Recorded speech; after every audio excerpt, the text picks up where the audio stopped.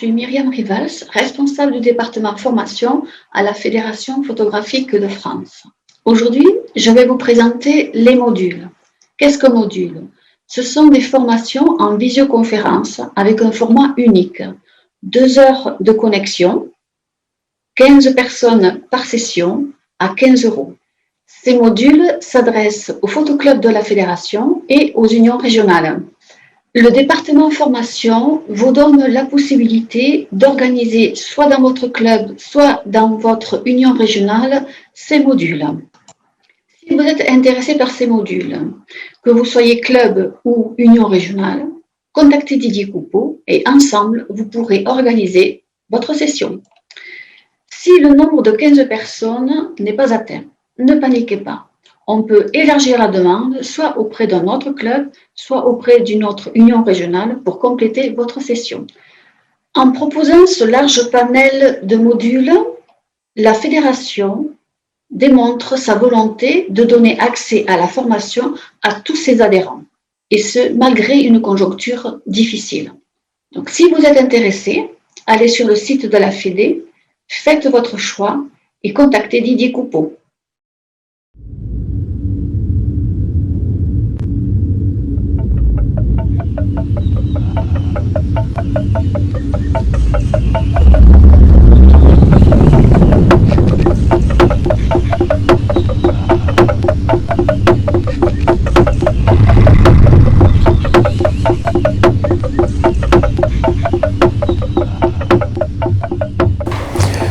Je pratique la photo animalière depuis plus de 40 ans et j'ai eu la chance de partir dans les années 70 comme enseignant en Afrique, et à ce moment-là, le virus m'a attrapé et ne m'a plus jamais quitté. J'ai une passion particulière pour les félins.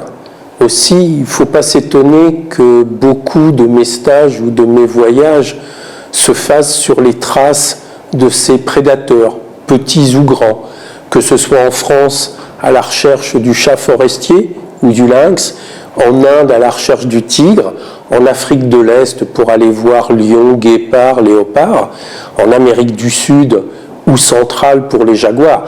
Mais il y a aussi bien sûr de très très nombreuses espèces, oiseaux, mammifères, insectes, reptiles, qui sont l'objet de ce qu'on appelle la chasse photographique. En photo animalière, en milieu ouvert, on ne maîtrise rien, on ne maîtrise pas la lumière, on ne maîtrise pas l'animal, on ne maîtrise pas les comportements, on ne sait jamais quand les choses vont se passer. Mon rôle en tant que formateur, c'est d'appréhender toutes ces possibilités, c'est de transmettre aux stagiaires ou aux participants mes connaissances animalières et photographiques pour que eux, face à une situation, ne soient pas surpris et puissent réaliser les images qu'ils ont rêvées, qu'ils ont souhaitées, qu'ils ont anticipées. La photographie en parc présente l'avantage de réduire au maximum les incertitudes. La présence des animaux est quasiment garantie. Le milieu dans lequel ils se trouvent est sous contrôle. Il n'y a plus qu'à attendre l'instant précis où les animaux auront la belle attitude. Et pour les personnes qui n'ont jamais fait de photo animalière, c'est un point de passage que je qualifierais d'obligé pour apprendre les réglages de son boîtier, pour apprendre à anticiper le comportement d'un animal, pour, je dirais, s'acclimater, s'approprier ce qui peut se passer au niveau des animaux. Lorsque vous êtes en milieu ouvert, ce que je vais vous apprendre, c'est comment vous cacher, comment vous dissimuler, comment affûter, comment vous rendre invisible aux yeux des animaux. Et lorsque vous aurez maîtrisé cette technique, vous ramènerez les bonnes photos des animaux qui seront arrivés.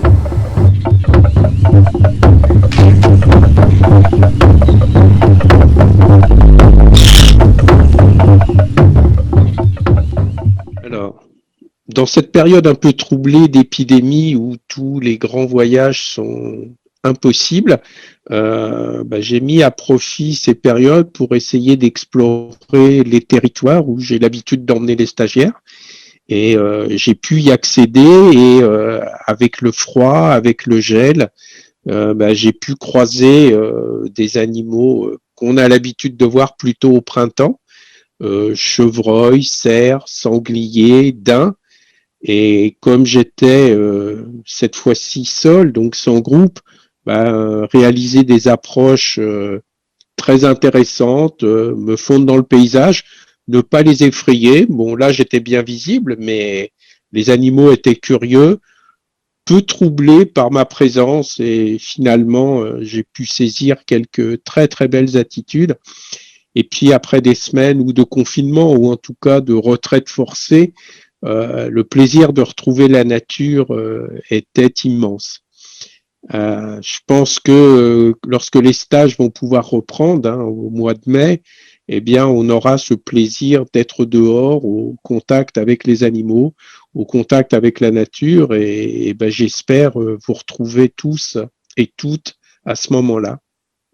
Alors pendant ces périodes hivernales, on a eu un épisode neigeux sur la région parisienne il y a quelques jours, et j'ai pu sortir à ce moment-là et essayer d'approcher certains de mes animaux favoris. La lumière était sublime cet après-midi-là. Il avait neigé le soir précédent et une partie de la nuit.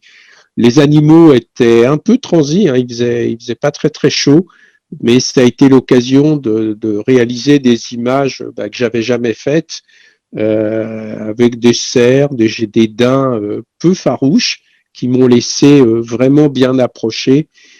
Ils étaient un peu curieux de voir un humain déambuler. Il faisait quand même froid. On était autour de entre -3 et -7. Matériel bien protégé, photographe aussi.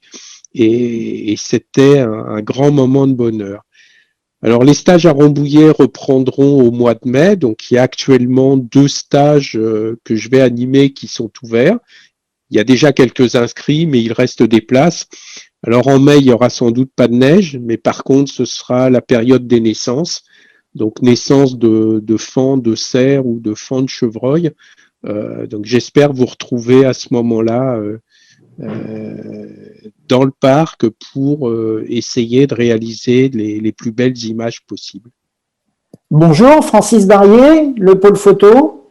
Je suis photographe professionnel, spécialisé dans le portrait, que ce soit en studio ou pour la scène jazz parisienne. Je réalise des reportages d'événementiel, des photos d'immobilier et de la reproduction d'œuvres. Je suis formateur photo depuis 2008. Je réalise des modules sur mesure de formation en fonction des besoins de nos clients et j'anime des stages studio, Lightroom, colorimétrie et un stage spécifique concernant la préparation de fichiers pour le tirage, puisque nous avons également une activité d'impression. Bonjour à tous, Christian Isors. Alors, pour ma part, je suis l'associé de Francis Barrier depuis 2013 à le pôle photo. J'ai une activité de photographe de rue, qu'on appelle street photography aujourd'hui, et de paysage. Ce sont mes 2 domaines de prédilection. Et j'ai également fait, avec Francis d'ailleurs, de la scène jazz et du portrait studio. Donc, j'anime également des formations depuis plusieurs années, des stages en studio. Moi, mon outil de prédilection, c'est plutôt Photoshop. J'ai développé également une grande connaissance de la colorimétrie et de la préparation des fichiers du fait de notre activité dont on va reparler dans 2 secondes. Oui, merci Christian. Nous avons effectivement 2 activités sous 2 marques différentes. Le pôle photo pour tout ce qui est formation et prise de vue. Donc nous réalisons, comme on l'a vu, des formations professionnelles, mais également l'animation de stage et l'animation de photoclub en comité d'entreprise. Voilà, et en prise de vue, on est particulièrement spécialisé dans la reproduction d'œuvres, les photos d'immobilier, le packshot et les reportages événementiels. Et notre deuxième activité, Christian ? Alors, notre deuxième activité, sous la marque Sublipix, c'est du tirage photo de haut de gamme, on peut le dire, sur plaque d'aluminium, sur bois et sur carrelage, avec des techniques, alors soit de la sublimation, soit de l'impression directe sur matériaux, qui nécessitent des compétences assez particulières. Alors, La collaboration entre le pôle photo et la Fédération photographique de France, la FPF, date de 2008, puisque nous animons le stand de la Fédération depuis ces années-là, où nous avons mis en place un atelier de prise de vue. Les visiteurs pouvaient venir photographier des modèles dans un décor, en situation, etc. On leur donnait quelques conseils par la même occasion. Donc, vous avez à gauche quelques réalisations autour du thème cabaret, de la plage, on a fait la nature, on a fait le noir et blanc, on a fait beaucoup de choses. Et en parallèle de ça, nous animons depuis des années des stages studio, Lightroom, colorimétrie, tirage d'art. Vous voyez quelques réalisations de photos qui ont été réalisées lors de ces stages. Et entre autres, on avait organisé un joli stage équestre pour la Fédération il y a quelques années. Voilà, donc notre collaboration avec la Fédé n'est pas nouvelle, mais pour la plupart, vous allez peut-être nous reconnaître et nous avons le plaisir de vous proposer 2 webinaires dans le cadre de ces nouvelles activités. Alors Christian, première. Alors, premier webinaire de 2 heures. Alors, on s'organise de manière à préserver 20 minutes à la fin de chaque présentation pour des questions-réponses, parce que dans ce genre de thèmes, elles sont nombreuses. Donc, premier webinaire, calibrage de la prise de vue à l'impression. Donc là, on se propose de vous donner toutes les bonnes recettes, les bonnes pratiques pour calibrer à la prise de vue, pour calibrer votre écran, pour calibrer votre imprimante en fonction des papiers que vous souhaitez utiliser, de manière à obtenir le résultat de tirage le plus proche possible de la réalité. On vous donnera également quelques conseils sur le choix du moniteur et sur le choix des papiers. Et on fera des simulations de calibrage, donc en utilisant la charte de couleurs à la prise de vue et en utilisant un colorimètre ou un spectrophotomètre pour ce qui est calibrage écran et impression. Le deuxième webinaire que nous vous proposons, il propose en fait de vous apprendre à bien préparer un fichier lorsqu'on veut réaliser un tirage d'exposition, un tirage grand format.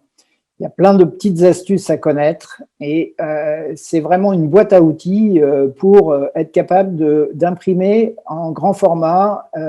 En général, on n'est pas équipé pour le faire soi-même et donc pouvoir dialoguer avec un laboratoire professionnel pour obtenir un tirage qui embellira votre séjour ou votre chambre. Ou une exposition, encore mieux. Donc, lors de ce séminaire de 2 heures, nous reverrons quelques points concernant la chaîne de production et les points clés pour être sûr d'obtenir de bons résultats. Ensuite, nous verrons comment choisir la bonne photo parmi toutes celles que vous avez faites, selon des critères techniques et des critères esthétiques. Enfin, nous verrons tout ce qui est système d'épreuvage, c'est-à-dire comment simuler les couleurs d'impression à l'écran pour avoir une idée à peu près précise de ce que le tirage donnera une fois imprimé. Et puis, dernier point, effectivement, tout ce qui échange avec le laboratoire, donc où trouver les profils, où trouver les informations nécessaires. On vous apprendra les bonnes astuces pour agrandir vos images, pour passer du format capteur à du 1,20 m par 1,80 m et comment exporter le fichier pour obtenir le bon fichier, pour obtenir le meilleur tirage grand format possible. Donc, voici les 2 modules de webinaire que nous vous proposons. Merci à tous de votre attention. Merci. Et à bientôt pour ces webinaires colorimétrie. À bientôt. Donc, Jean-Christophe, bonsoir. Bonsoir. Cette visioconférence pour juste te présenter les formations que tu proposes à nos adhérents. Tu as 2 formats de formation. Tu as des formations en présentiel et des formations en module FPF. Donc, si tu peux brièvement nous présenter ces 2 formations qui sont en fait différentes par rapport à ce que tu peux faire à nos adhérents. Oui. Donc, c'est vrai que la formation initiale était faite en présentiel, on n'employait pas ce terme à l'époque. Voilà, c'était des formations normales. Oui. Donc, j'avais proposé quelque chose qu'on a fait plusieurs fois, qui a pas mal fonctionné, je crois, sur 2 week-ends. Donc, c'est une formation un peu longue, on va dire, puisqu'il y a un premier week-end et puis un deuxième week-end où je reviens 3 mois après, à peu près. L'idée étant d'insister pas mal sur la construction d'une série, d'un projet personnel et à travers l'editing. Donc, c'était 2 week-ends dans lesquels on ne faisait pas de photos. Le premier week-end, je regardais les photos qu'avaient fait déjà les membres du stage, les stagiaires. Éventuellement, ils avaient déjà commencé un nouveau projet où je regardais leur portfolio, je regardais leurs archives. Et puis, je me présentais moi aussi, je racontais comment je construisais des projets, des séries, des thématiques, comment dans la photographie actuelle, on pouvait sortir de la photo individuelle et aller vers une expression plus, entre guillemets, ce que j'appelle narrative, ou de s'exprimer à travers plusieurs photos, on va dire entre 7, 8 et une vingtaine. Donc, le premier week-end, c'était un week-end un peu de lancement des projets, de trouver pour chacun un angle, un projet qui l'intéressera, qu'il aura un peu de temps à développer, avec 2 approches, une thématique, et puis aussi quel outil photographique il va utiliser pour le faire, en ce sens qu'il peut le faire en noir et blanc, en couleur, en format carré, en format panoramique, en 24-36. Enfin, l'idée, c'était aussi de trouver une forme photographique qui est adaptée au projet que chacun développait pour pas juste se contenter d'illustrer un thème. Et puis, on se retrouvait 2-3 mois après, 4 mois, ça dépendait en fait un peu des plannings de chacun. Et là, chacun me montrait des petits tirages, puisque moi, j'insistais beaucoup sur le tirage papier.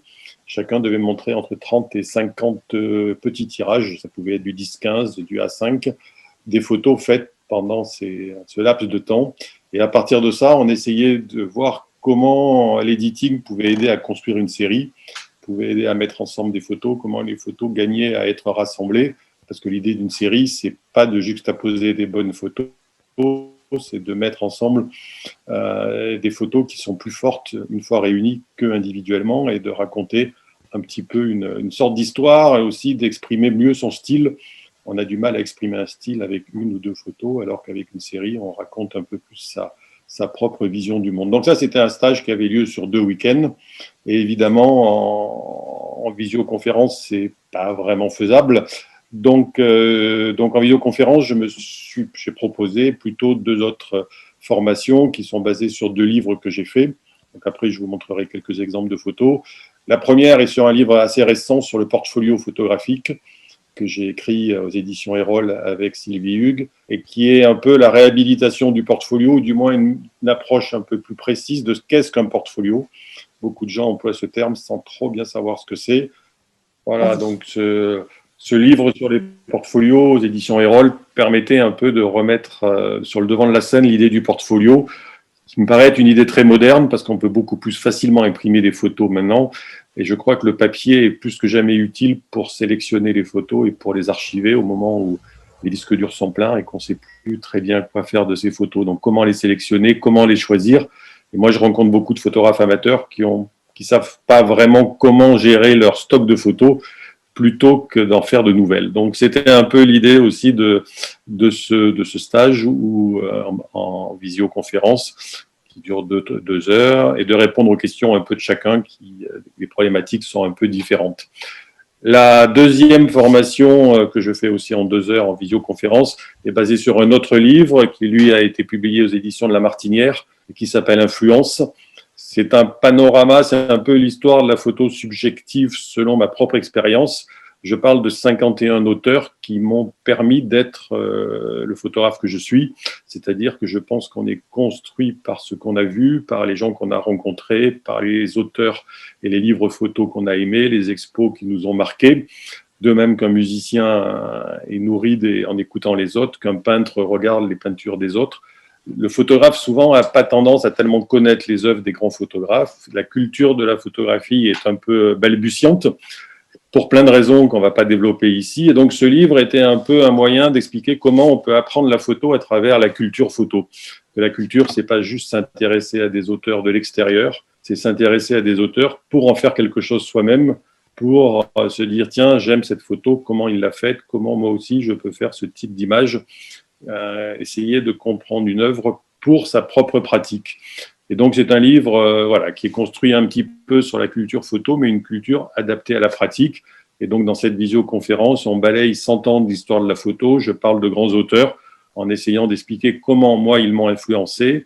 C'est pas du tout copier, c'est juste s'inspirer ou trouver une idée et comment ça peut servir aussi aux amateurs de se nourrir de ces œuvres. Souvent, forcément, j'ai choisi des grands photographes puisque, quitte à être inspiré, autant être inspiré par des grands photographes. Donc là, je vais un peu me présenter à travers quelques épisodes de ma désormais longue carrière, si on peut employer ce terme. Ça fait 30 ans que je fais de la photo. Et je suis un photographe qui a beaucoup construit son travail sur le livre photo. J'ai dû publier une vingtaine, un peu plus de 20 livres de mes photos. Le livre m'aide à construire une série, à finaliser un projet. Donc là, voilà, c'est une présentation où je balaye quelques-uns de mes livres et qui explique comment j'arrive à des livres comme Influence ou Le Portfolio. Donc ce premier livre était Noir vertical. Je l'ai publié en 2008. Et donc, ma formation est à la fois une formation, entre guillemets, de photographe. J'ai fait une école de photo, une photographe assez classique, si on veut, et puis après, qui s'est complétée par une expérience de journaliste photo dans un magazine. Donc, l'école photo m'a permis d'avoir une forme de culture de l'image. C'était une école plutôt de réflexion sur l'image. Et le magazine m'a permis d'avoir une culture pratique, puisqu'on recevait beaucoup de matériel qu'on pouvait tester, et puis expliquer aux autres la technique. Ça aide beaucoup pour la comprendre soi-même. Donc là, c'est un livre qui rassemble que des photos noires et blancs et verticales. L'idée, c'était de jouer sur cette verticalité et sur ce contraste que permet le noir et blanc. J'aime beaucoup l'idée du noir et blanc contrasté. Un livre en couleur où là, tout est horizontal et l'idée, c'était d'arrêter le temps qui passe comme le temps qu'il fait.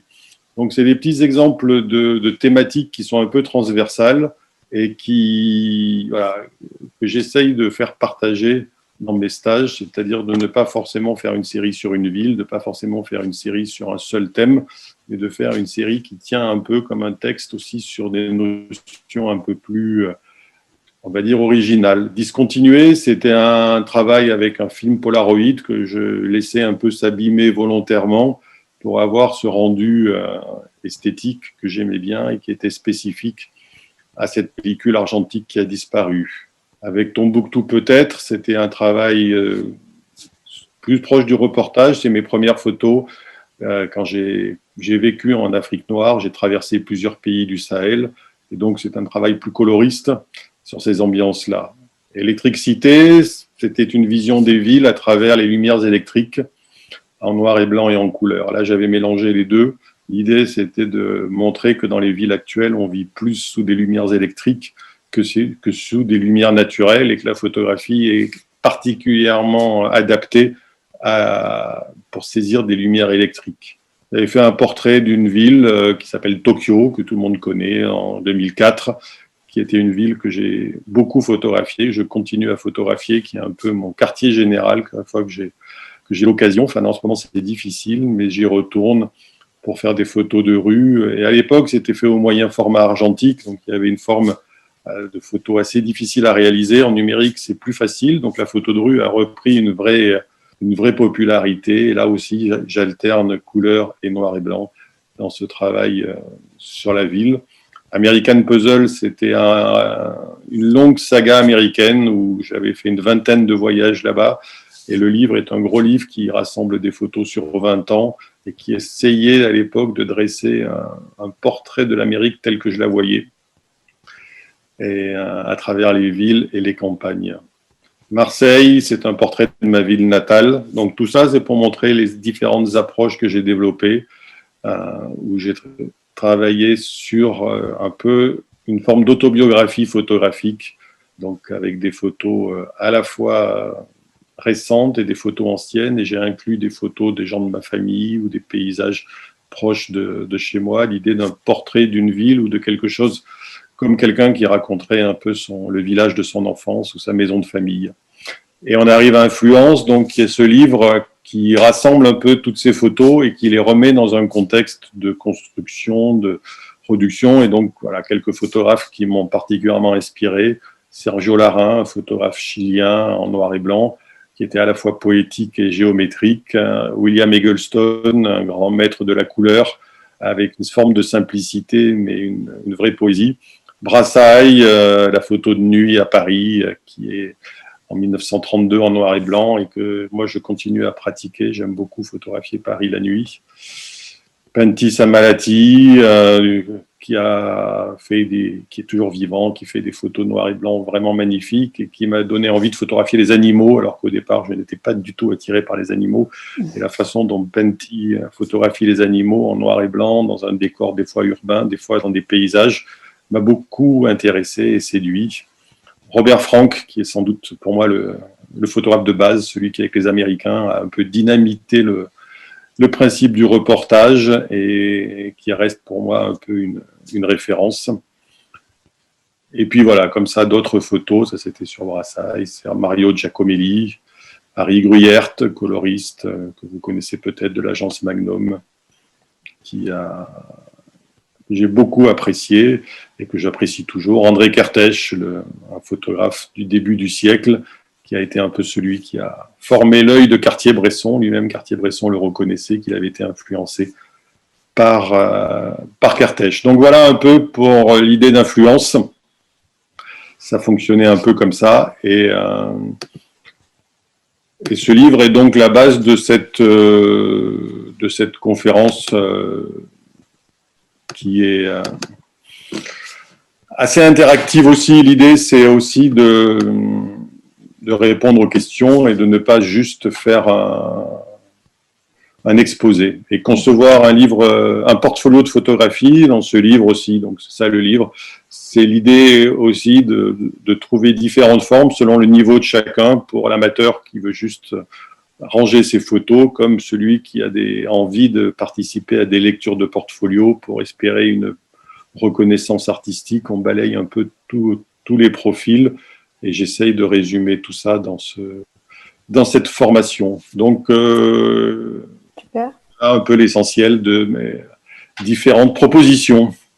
D'accord. Merci, Jean-Christophe. Arrête de partager. Voilà. Ouais. Ok, donc merci Jean-Christophe pour cette présentation. Ouais. Alors bonjour, je m'appelle Christophe Audebert, je suis membre du photoclub de la Garenne-Colombe, cellulaire 15 près de Paris, et je suis photographe professionnel depuis plus de 15 ans maintenant, avec deux axes d'activité, la photographie pour les entreprises, qu'on appelle également la photographie corporate, et puis un sujet qui va plus nous intéresser aujourd'hui, la photographie de paysage, qu'il soit naturel ou urbain. Alors, en plus de ces spécialités, je développe également des articles dans différents magazines, dont le magazine Compétences Photo, et je suis également animateur de voyages et de stages photo dans 2 destinations, principalement le Mont-Saint-Michel et les îles Féroé, avec l'agence Voyage Photo Passion. Et en complément, j'ai écrit 2 livres. Un premier livre sur la pose longue aux éditions Erol qui s'appelle Les secrets de la pose longue et qui fera évidemment l'objet d'une formation. Et un deuxième livre qui est paru, lui, en 2018, qui s'appelle Les secrets du mouvement en photographie et qui a pour but d'exprimer un certain nombre de conseils et de techniques sur la manière d'exprimer le mouvement. Mais j'y reviendrai tout à l'heure dans le détail des formations. Alors, en ce qui concerne justement ces formations que j'anime auprès de la Fédération, elles sont au nombre de 2, une sur la pose longue et l'autre sur les secrets du mouvement en photographie. Et en fait, il y a 2 formats. Il y a un format en présentiel et puis un format en visioconférence. Alors, en ce qui concerne le format en présentiel, il se déroule sur une journée complète, le matin étant dédié à la théorie et l'après-midi, évidemment, à la pratique. Alors, en ce qui concerne la théorie, ça se déroule à peu près sur 3 heures. Donc, il y a un certain nombre de points qui sont abordés. Pourquoi la pose longue? Quels sont les effets que cette technique peut rendre, notamment sur l'impact sur la durée? Est-ce qu'une photo de 10 secondes a un impact et un rendu différent que pour une photo de 2 minutes? Donc, on aborde tous ces sujets. On parle un tout petit peu de technique avec les accessoires qui sont nécessaires, notamment les fameux filtres ND. Il y a beaucoup de questions à ce sujet et donc le matin, c'est l'occasion d'échanger sur sur cet accessoire. Et enfin, j'ai mis au point un processus, une séquence en 10 étapes qui permet sur le terrain de dérouler ce processus et de ne pas se tromper sur notamment le calcul du temps de pause, qui est un des sujets les plus ardus dans ce domaine. Donc ça, c'est pour la matinée. L'après-midi, en fait, on se rend sur le terrain. Donc généralement près d'un plan d'eau, ça peut être une rivière, ça peut être un lac, un torrent, ou mieux un bord de mer si c'est possible, en fonction des clubs. Et là, on pratique de manière individualisée la séquence des 10 étapes pour montrer un peu l'aperçu d'une technique de pause longue. Quelques photos qui pourraient vous donner envie de vous inscrire à ces stages. Alors, une photo qui a été faite aux îles Féroé. C'est une photo qui dure à peu près une trentaine de secondes. Donc, dans la technique de pause longue, c'est finalement assez court à comparer à cette deuxième photo qui, elle, a duré 2 minutes, prise au Mont-Saint-Michel, et qui permet donc de jouer sur les 2 éléments mobiles les plus importants que sont l'eau et les nuages. Celle-ci, c'est une prise de vue assez un petit peu irréelle. Elle a duré 4 minutes à Etretat et elle montre vraiment quelque chose d'assez inhabituel, même carrément invisible à l'œil nu. Et donc, on rentre dans un monde un petit peu artistique. Prise de vue à New York, beaucoup plus courte et qui joue à nouveau sur les 2 dimensions que sont l'eau de la East River et puis les nuages au-dessus de Manhattan. Là, il s'agit d'une photo prise à Bilbao avec une prise de vue en mode portrait. Et puis, je vous ai joué une petite photo sur un des stages qui s'est déroulé dans le Massif central pour vous montrer un petit peu comment se passe une séquence en présentiel. Alors, je reviens dans ma séquence de présentation pour vous donner quelques détails sur l'autre formation, donc qui s'intitule le mouvement en photographie et qui est un registre beaucoup plus large qui vise à développer une dizaine de techniques. Et ces techniques vont un petit peu à l'encontre du mouvement qui, en général, est figé par les photographes de façon à l'exprimer. Donc, on va développer des techniques comme les vitesses lentes, le filet dynamique, le zooming, l'ICM, Intentional Camera Movement, le mouvement intentionnel de l'appareil photo. Donc, des registres qui sont plus dans l'ordre artistique et qui sortent un petit peu de la photo classique pour être un petit peu plus créatifs. Donc, voilà ce qu'on développe dans la vision, dans la séance de formation, le mouvement en photographie. Donc, en ce qui concerne, je vais vous montrer quelques photos sur la formation, le mouvement. Alors, en général, le photographe a plutôt tendance à figer le mouvement, donc ce qui donne ce genre de photos. Ce qui est la première chose à faire, j'en conviens. Mais après, si on va être un petit peu plus créatif, on va essayer de développer d'autres techniques, comme ici le filet dynamique, donc qui vise à montrer que le sujet est en mouvement avec un arrière-plan qui devient flou, qui consiste en un balayage de l'appareil photo avec une vitesse lente de l'ordre du 15e de seconde. Donc ça, on le pratique notamment l'après-midi fortement, puisque c'est un des fleurons de cette technique, et qui est une technique qui est assez compliquée. On s'y entraîne. Une autre technique qui est beaucoup plus simple, à mon sens, qui s'intitule pour moi les vitesses lentes, donc qui consiste à faire l'opposé du filet dynamique, c'est-à-dire avoir un sujet qui est flou et un contexte qui est, lui, bien net, de façon à ce que le photographe ne bouge pas. Enfin, une autre technique qu'on aborde, qui s'appelle en anglais ICM, Intentional Camera Movement, qui consiste à bouger l'appareil photo soit de manière verticale, comme ici à Venise, soit de manière horizontale, à rendre l'ensemble un petit peu flou et à basculer dans un monde qui est sans prétention un petit peu du côté artistique, du côté quasiment pictural. Et enfin, une autre technique qu'on aborde l'après-midi en séance pratique, qui est le zooming, qui consiste à donner un coup de zoom sur votre optique. Donc voilà 5 exemples. Et puis ici, un côté un petit peu pratique avec donc les stagiaires qui sont en second plan et puis un volontaire qu'on met en place pour la séance avec un vélo. Et donc, les stagiaires peuvent s'entraîner à jouer sur les vitesses lentes ou au filet dynamique. Voilà, j'en ai terminé pour la présentation de ces photos. Voilà, j'en ai terminé avec cette présentation. Si vous voulez en savoir un petit peu plus sur mon travail, vous pouvez aller sur mon site christopheaudebert.com ou bien sur mon Instagram, Christophe Audebert Photo. Voilà, je vous remercie et je vous souhaite de bonnes photos. À bientôt, au revoir. Rendez-vous prochainement pour la deuxième partie de la présentation de nos formateurs.